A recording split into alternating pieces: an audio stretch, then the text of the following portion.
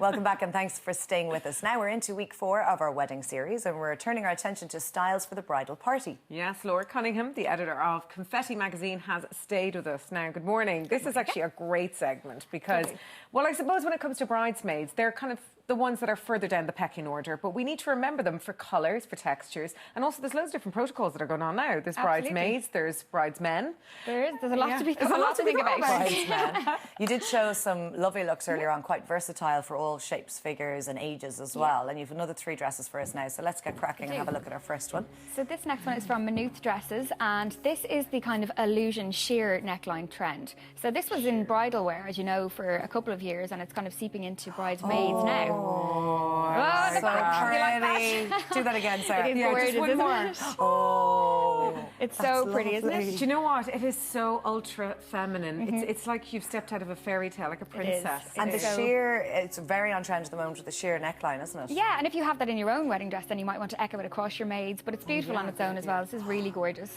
And this... We're a bit speechless, aren't we, myself and Laura?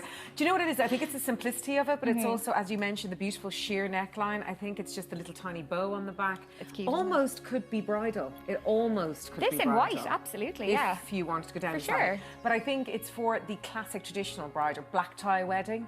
Or again, Pastel something in colours, summer. though, would be great for summer. Yeah, summer. Yeah, it's beautiful. She's a real Pippa Middleton, isn't she? Absolutely. I don't think you could be my bridesmaid, Sarah, looking at that. Sorry. No. I'm going to have to fire you. What is the protocol for bridesmaids? I mean, obviously, people have awful trouble trying to pick them as well because they want to have, you know, they may have 4 or 5 best friends. Maybe some of them, you know, a lot of people don't want to have 6 and 7 women standing up there, or men, depending on who you pick. What is the protocol? Well, you have to keep your budget in mind, of course. And a lot of people, maybe if your friend might have 3 sisters, so she can't have all her friends as well. So I think it's just about having the conversations and being understanding and everyone kind of chilling out about it. Yeah. You know? Yeah. And I suppose as well, sometimes you need to match the groomsmen. That's it, exactly. 3 and 3 or 2 and 2, exactly, yeah. If a dress like the last one we saw, which is quite sheer at the back, and some of the bridesmaids may not feel comfortable in that, I would imagine that's something you'd need to run by them as opposed to buying. Look at this. Yeah. This is it's it. a low back. Another example of it here. Yeah, you're going to have to take everyone into account, but that's why I think it's great now that you don't all have to dress the same. So you could dress in something like this, and actually neutrals, this is a good example of the neutral trend. They're a lovely way of matching. You know, you could have a few different shades of neutral, a few nudes, pinks, baby pinks, that kind of thing. I was going to ask, Laura, what colours did your bridesmaids go? The exact same colour as the last one, blush pink. Mine was mink. Okay. So, yeah, they're lovely soft colours, aren't they? I think they suit all hair colour and absolutely. skin This is tones gorgeous as well. on Lisa with her red hair. It's really lovely. Now, and that bit of metallic as well. Yeah, that's kind of quite a trend this year. This is from Ellie and Dal in Galway City. Now, of course, if you've got your flowers as well, we have to be mindful that the bridesmaids hold their flowers in front. So would you go for long, kind of trailing, I suppose, ribbons as well, just to match in with this? Because there's different styles. You can go for wildflowers, ethereal, you can go for princess like we've seen before.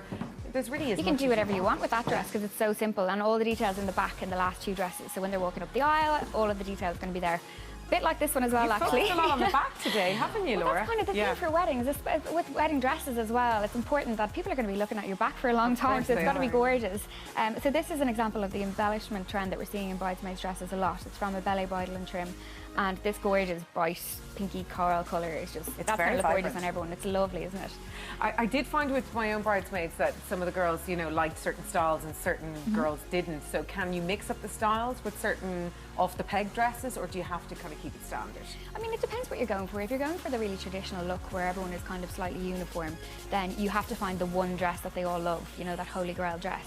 But if you're mixing it up a little, at least you have a bit of wiggle room there. You read extreme examples of bridezillas asking their bridesmaids to lose weight, to cut their hair, and so on. Cover up tattoos. Yeah, I had really? Yeah, I had to ask Zoe to do that. Sorry, Zoe. I can't believe you're admitting it. I would imagine it's very much up to the bridesmaid to tell the bride politely to, you know. Yeah, I mean, I suppose there's a bit of bending from each way. You have to understand that it is her wedding and, you know, obey some of her wishes, but also, you know, it's a party, isn't it? So everyone wants to have fun. It's about love, so... And harking back to the bridesmaids' dresses, because it is a wedding and the photos are presumably going to be on show for the next 50 years in somebody's house, having the bling effect, if you like, at the back, it's quite clever because you do have the silhouette and the elegant That's true. It's very simple at the front. Rest at the front. Absolutely. I had to also ask you, because when I was bridesmaid for a friend of mine, I put on a little bit of weight. So she actually, and another bridesmaid was pregnant. So we actually had to buy a 4th dress. Okay. And we chopped it. So there was room to manoeuvre, which was great. So as the other bridesmaid was growing, we were able to fit the dress accordingly. Right. The things you have to do. The things you have to do. Listen, it's all the behind the scenes stuff that people don't tell you, but you can actually do that if necessary, because some people buy the dresses, don't they? Months and months and months. Absolutely, maybe years. Yeah. So you got Confetti Magazine, or next issue is out next week? Yeah, we're still on our lovely spring issue. Oh, lovely. And you're going to be back as well with us next week for the final Our Wedding series. Lovely, Laura. Thank you very much so for much. joining us this morning. Great magazine as well. Lots of great tips. Oh.